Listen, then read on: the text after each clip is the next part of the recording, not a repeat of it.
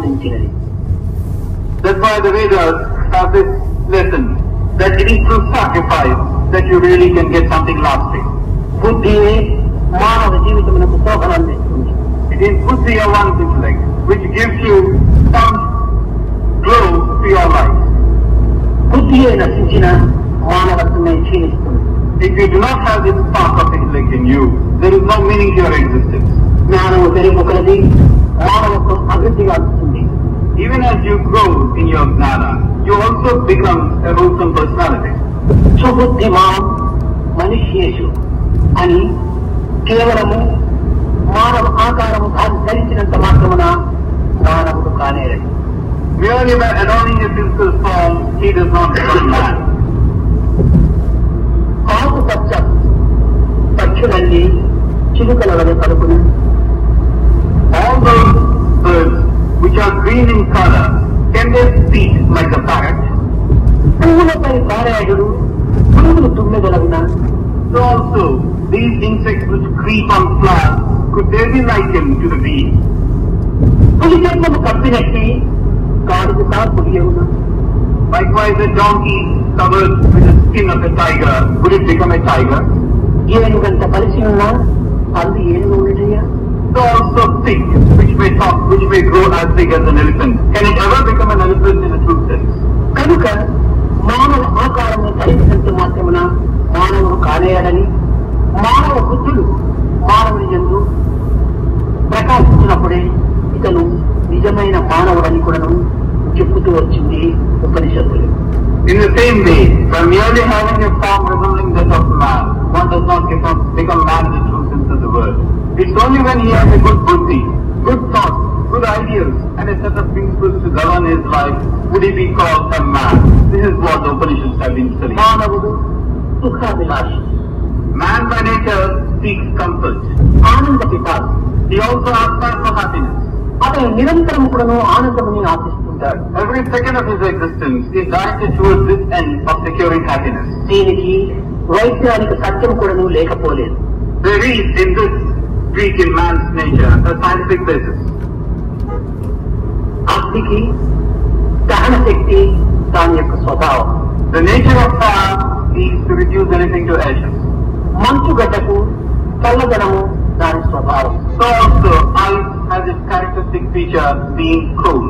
చక్కెరకు తీపి దాని స్వభావం. Sweetness is the characteristic feature of sugar. అదే విధముగానే మానవులకు ఆనందము స్వభావం. In the same manner, for man, happiness is his natural state. కనుకనే మానవుడు ఆనందమును ఆశించటము, దుఃఖమును ద్వేషించటము జరుగుతున్నది. That's how we find that man seeks happiness, tries to remove himself away from troubles of this world. నిత్య జీవితములో మనము నివసించేటువంటి లోకములో ప్రతి దినం కూడాను మనము ఇట్టి అనుభూతిని అనుభవిస్తూ ఉన్నాం. Ever since we were born, probably, every second of our existence, this has been our experience in our day-to-day life. బాధపడుతున్న వ్యక్తులను చూసి ఎందుకు నీవు ఏడుస్తున్నావని ప్రశ్నిస్తుంటావు. If you come across a person who is distressed, you ask him a question, why are you subjected to this grief? దీనికి కారణమేమిటి? What is the reason for this? నీకు ఏడుపు సహజం కాదు కనుక ఎందుకోసం ఏడుస్తున్నావు అనేటువంటిదే దీని అంతరార్థం. The reason is, to cry is not your natural state. So you ask a question of this nature. అదే వ్యక్తి ప్రసన్నుడై ఆనందముగా ఉంటున్న సమయం చూసి అయ్యా నీవు ఎందుకు దుఃఖించడం లేదని ఎవరు కూడా ప్రశ్నించరు. Now the same person who is enjoying a state of happiness, nobody would come and ask him, why is it that you are not in a state of distress?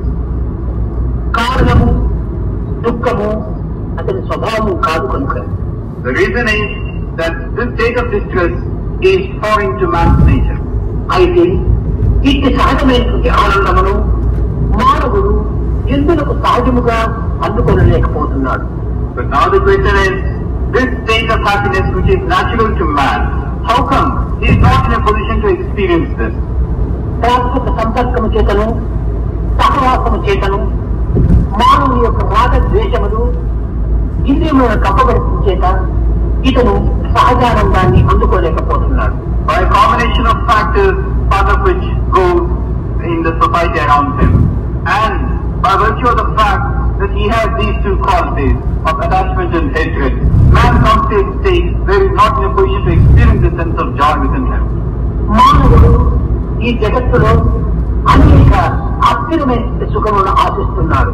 In this world around him, man tries to seek comfort from things which are fleeting and transient. ఈ ఆశించటమే రాగం. Now this way of his to seek happiness from these fleeting things is raga or attachment. ఈ ఆశించినటువంటి యొక్క ఆశ విఫలమైనప్పుడు ఇది ద్వేషం. Now when he tries to seek something of this nature and he is not successful, that turns into a case of hatred. కనుక రాగద్వేషములు ఆశల వల్లనే లభించుతున్నవి. So these two, attachment and hatred, come because of your primary desire. కనుక మానవుని యొక్క సంకల్పములు యందు ఈ ఆశలు కొంతవరకు అదుపులో పెట్టుకున్నప్పుడే ఇంద్రియముల యొక్క మాలిన్యము పరిశుద్ధమవుతుంది. So when man makes an effort to curb his senses, which in turn would put an end to this desire, he would be in a state where he can possibly secure happiness. దురదృష్టవశాత్తు మానవుడు తన యందున్న ఆనందాన్ని మరచి బయట ప్రపంచమునందు ఆనందమును అపేక్షించి వెతుకుతున్నాడు. Unfortunately, man has become forgetful of his true nature happiness which is within him. Instead, he goes hither and thither in the world outside of him.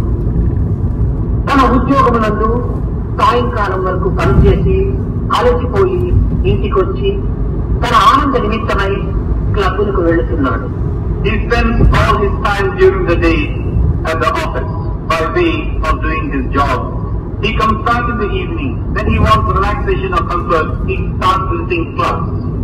ఈ మానవుడు ఆనందము తనకు క్లబ్బులో ఈ కాలపాఠంలో లభిస్తుంది అని భ్రమిస్తున్నాడు.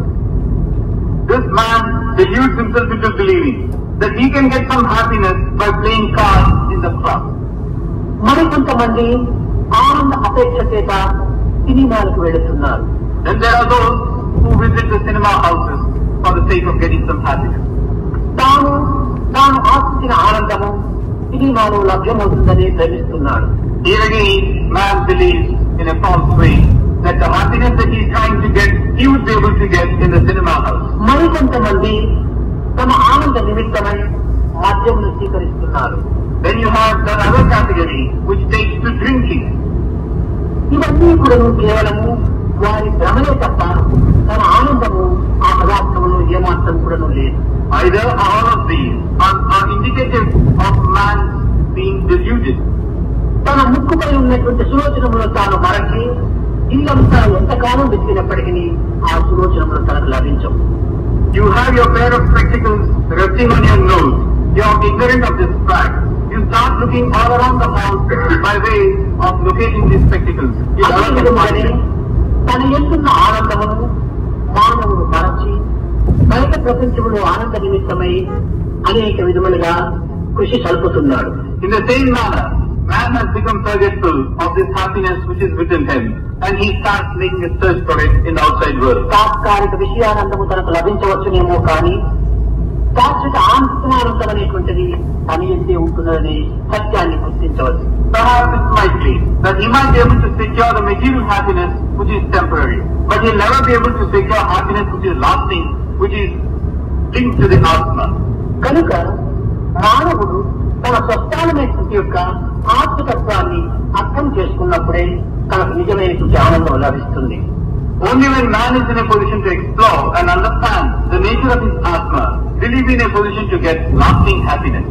తాను ఎక్కడి నుంచి వచ్చాడు అనేటువంటి తత్వాన్ని తాను విచారించాలి. Where has he come from? This should be the primary question for him. భాగవతమునందు ఎచ్చట పుట్టె నచ్చటికి నేగుత నైజము ప్రాణికోటికి ఎక్కడి నుంచి వచ్చాడో అక్కడికి పోయినప్పుడే తనకు నిజమైన ఆనందం లభిస్తుంది.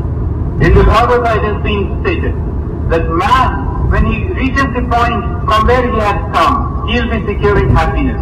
This is what has been stated in the Bhagavad. మానవుడు ఒక కార్యార్థమై ఒక ప్రదేశమునకు వెళ్ళాడు. Now a certain person, by way of fulfilling some objective of his, goes to a certain అక్కడ place. ఎంత అనుకూలమైనటువంటి వాతావరణం ఉండినప్పటికీ, ఎంత ఆహ్లాదకరమైనటువంటి పరిస్థితులు ఉండినప్పటికీ తన కార్యము ముగించుకొని తిరిగి తన స్వస్థానము చేరినప్పుడే తనకు శాంతి, విశ్రాంతి. The spot he goes to is extremely convenient for him. He is also one which tends to give him a sense of comfort. He fulfills his objective.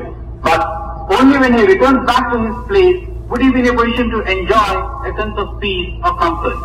అదే విధముగానే మానవుడు ఈ కర్మక్షేత్ర యాత్రికుడుగా ఈ జగత్తును వచ్చాడు. In the same manner, man has come down into this world as a traveler, the weary traveler who has to undertake tasks of varying magnitude. ఈ చక్రమునందు ఎన్ని విధములైనటువంటి యొక్క లౌకిక భోగ భాగ్యములు ఉండినప్పటికీ ఇది తాత్కాలికమైనటువంటి చక్రమే కానీ తన యొక్క స్వస్థానము కాదు. Now this world at best is like a chow tree, which can certainly offer a few things to him, but certainly it is not his permanent abode. జీవుడు ఒక విధమైనటువంటి యొక్క మోక్షపురికి ప్రయాణికుడు.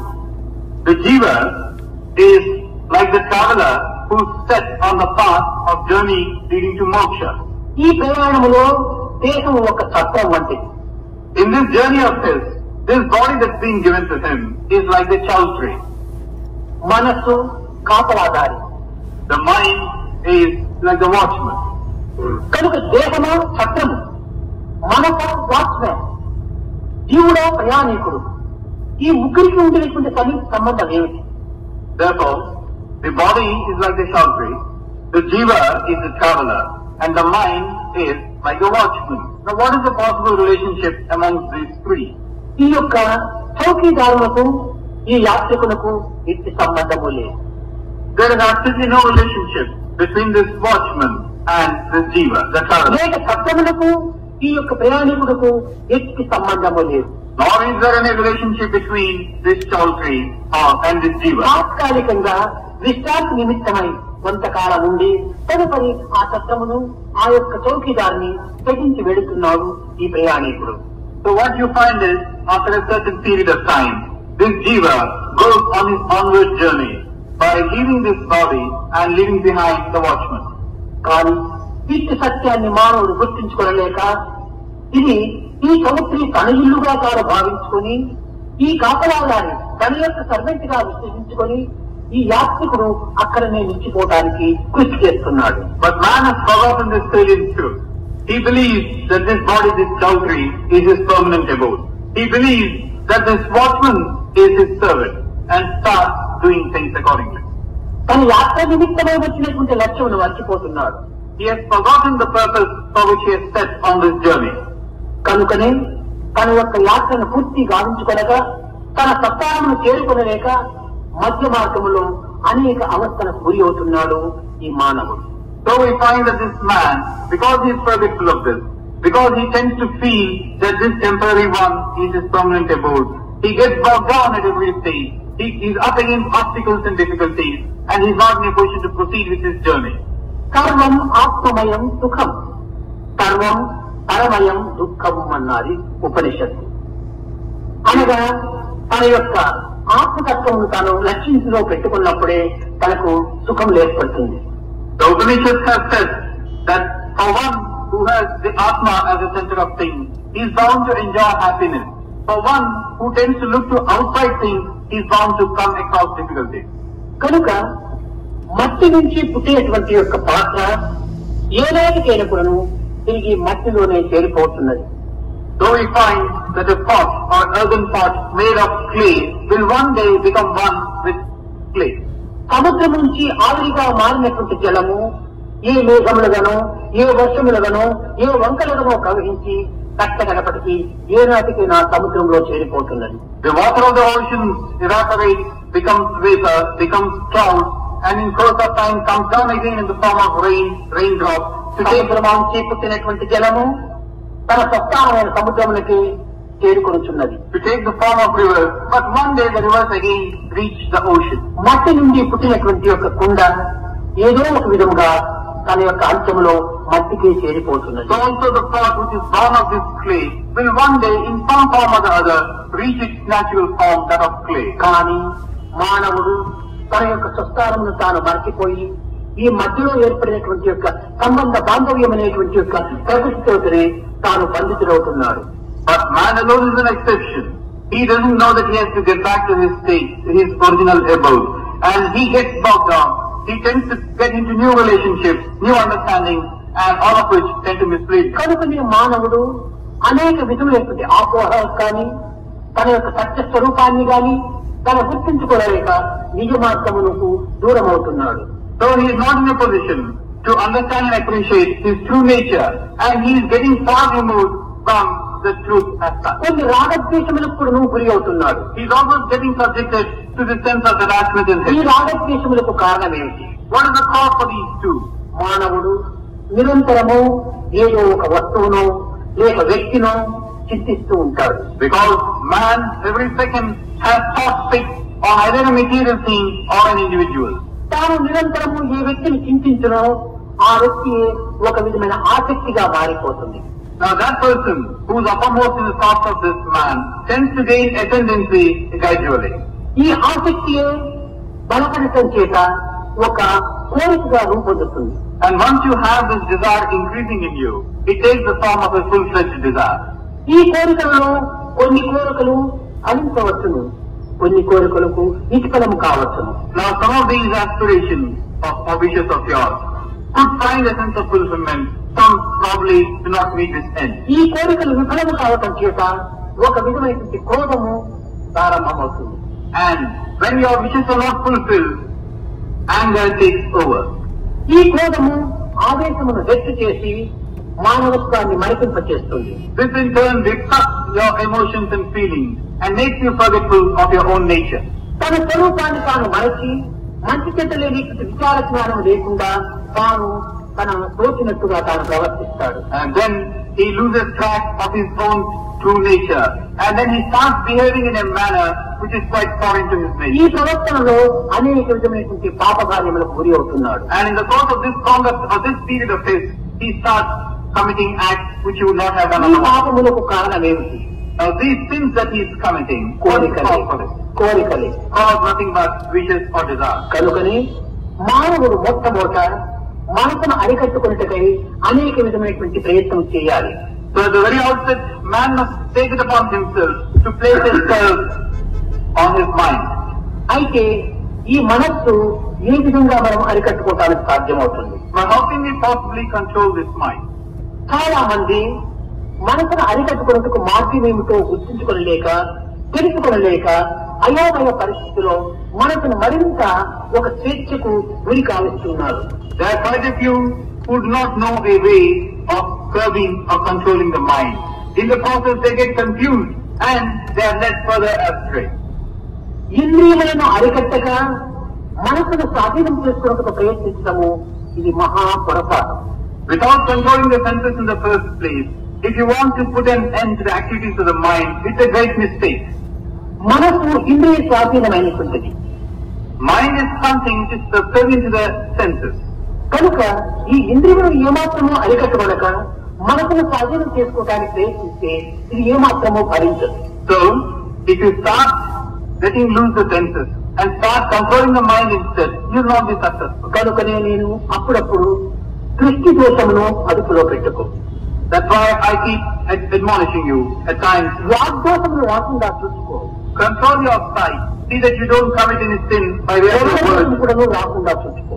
Also, let not your sense of hearing go astray. కనుకొని ఆధ్యాత్మిక మార్గములకు 3 ప్రధానమైన సూత్రములు ఉంటున్నవి. That's why in the Adhyatmic path, there are 3 fundamental principles.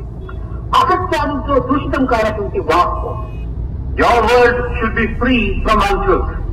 హింసాదులతో దూషితం కానటువంటి దేహము, Your body should be free from any act of violence. రాగద్వేషములచే దూషితం కానటువంటి యొక్క మనస్సు. And your mind should be free from attachment ఈ and 3 hatred. ప్రధానమైనటువంటి యొక్క సాధన సంపత్తి. Now these 3, one can accrue through a process of sadhana. కనుకనే మానవత్వంలో ప్రధానమైనటువంటిది ఇంద్రియము.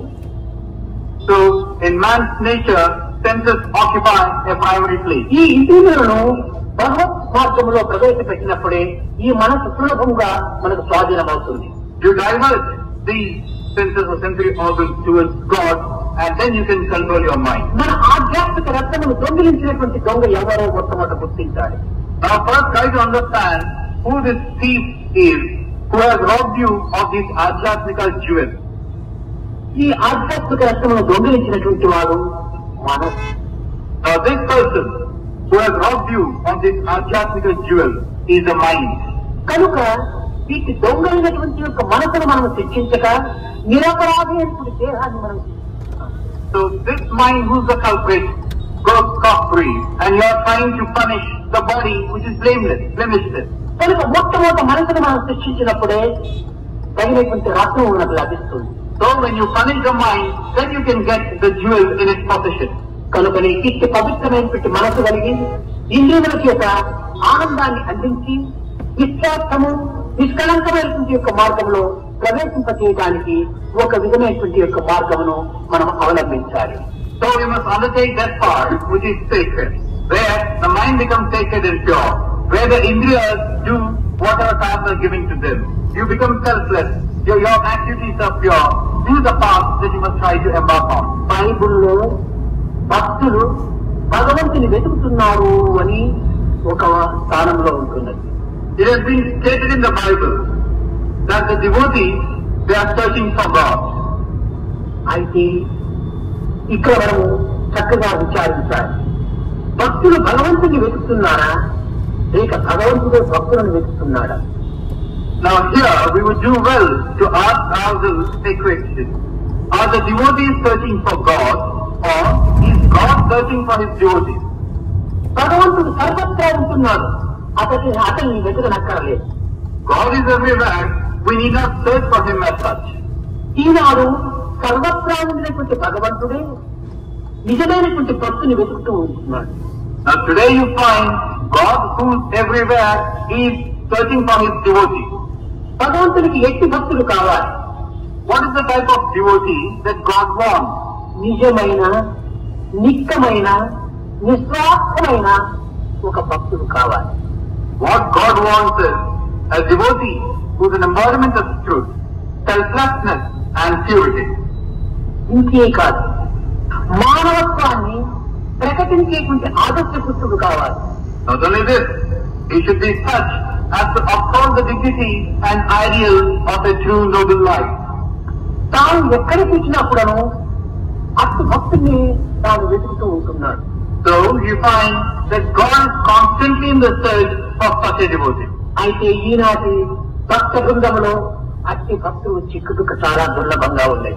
But today you find that among the large numbers of devotees, to come across one such is an extremely difficult task. ఈనాటి భక్త బృందంలో నవ్వవలసిన సమయంలో ఏడుస్తున్నారు. Now today you find that among the devotees, where they should laugh, they tend to cry. ఏడ్చవలసిన సమయంలో నవ్వుతున్నారు. And where they ought to cry, they tend to laugh. ఎక్కడ చూసినా కానీ ఇట్టి కపట భక్తులే కనిపిస్తున్నారు. So wherever you see, you find such devotees who are hollow. కనుకనే వెతుకుతున్నాను, నేను వెతుకుతూనే ఉన్నాను. So I have been searching, వెతుకుతున్నాను నాడు నేడు నిజమానవ ధర్మపరుని. I have been searching, I am still searching for the true man. కనుక నా ప్రేమ, నా కర్మ, నా సర్వభావములు దైవాత్మికము అనేటువంటి యొక్క తాత్విక భావము ఉండినటువంటి భక్తుడు భగవంతుడికి అత్యవసరం. So that devotee, where he feels that his sense of love, his sense of karma, his thoughts, and all that goes within him in his personality are directed towards God. Such is the devotee that God wants today. సర్వజీవుల యొక్క సమత్వమును, కర్మల యొక్క బాధలకు దుఃఖమును ప్రకటించేటువంటి యొక్క వ్యక్తుడు భక్తుడు. Now that person who has the sense of equanimity, who tends to look upon all living beings on the same footing, he is a true devotee indeed. అట్టి పవిత్రమైనటువంటి యొక్క హృదయుడే ఈశ్వరుడు. Such an individual, endowed with such a pure thought, with such a pure heart, was Jesus. మొట్టమొదట Jesus and the messenger of God అనగా దేశం అనేటువంటి దాన్ని messenger గా తీసుకొని తాను ఈ దేశం సంబంధమైనటువంటి యొక్క కార్యకలాపములో పాల్గొన్నాడు. At the very outset, Jesus proclaimed, "I am the messenger of God." The meaning, he took it to be the messenger of God, directed towards activities connected. ఈ దేహముతో దీనుల యొక్క దుఃఖములను, దుఃఖితులుగా ఉండినటువంటి బాధలను సేవల ద్వారా వారికి ఈ దేహమును అర్థం గావించి, ఇది దైవం పంపినటువంటి యొక్క నేను ఒక పరిచారకునిగా అని భావిస్తూ వచ్చాడు. Where his body would be directed towards taking up activities in the upliftment of the poor, bringing solace, consoling the poor and the downtrodden, taking care of them. In this way, he visualized his body as a messenger of God towards the well-being of his fellow men. దేహముతో ప్రజలకు సందేశాన్ని అందిస్తూ వచ్చాడు క్రియల ద్వారా. He brought home the message of God through this activity conducted through the medium of this body. క్రమక్రమేణా దేహము నుంచి మనసులో ప్రవేశించాడు. And gradually, from the state of the body, he entered the realm of the mind. ఈ మనస్తత్వాన్ని తాను I'm the son of God అనేటువంటి భావంతో ఉంచుతూ వచ్చాడు. And this identity of his with the mind, he proclaimed in these words, "I am the Son of God." ఈ మనస్తత్వంతో నిత్యానిత్యమైన విషయ పరిశీలనను ఆవిస్తూ వచ్చాడు. And then, through his mind assist, he started finding out the truth, the untruth. ఏది సత్యము, ఏది అసత్యము, What is the truth, what is untruth? జగత్తంతా ఇప్పుడు కేవలము ఒక విధమైనటువంటి యొక్క దృశ్యకల్పితమైనటువంటిది. This world around you is nothing but something which is born of your sight. సర్వ కర్మలు కూడాను మనస్సు నందున్నటువంటి యొక్క భావముల యొక్క ప్రతిబింబముది. And all that goes on around you is nothing but a manifestation of your own thoughts and ideas. ఈ విధమైనటువంటి సత్యాన్ని తాను గుర్తించుకుంటూ వచ్చాడు. He started recognizing such a truth. తిరిగి ఈ మనస్సు యొక్క తత్వాన్ని విచారణ పూర్తి చేస్తూ బుద్ధి వరకు చేరిపోయాడు. In the course of this questioning process in his mind, he finally reached the stage of his buddhi or intellect. ఈ బుద్ధి వరకు చేరేటప్పటికి ఆయన ఎన్నో సాధనాలు వన్ అన్నాడు. And at this stage he said, "I and my Father are one." అనగా ఏమిటి? తండ్రి కొడుకులు ఒకరికొకరు తల్లి సంబంధం. That is, there is this close bond of relationship between the Father and the Son. ఇక్కడే ప్రతి ఒక్క సాధకుడు కూడా చక్కగా గుర్తించవలసినటువంటి. Now every true sadhaka must try and understand the significance of these words. ప్రతి ఒక్కరు కూడా భగవంతుని బిడ్డలే. Every being is the child of God.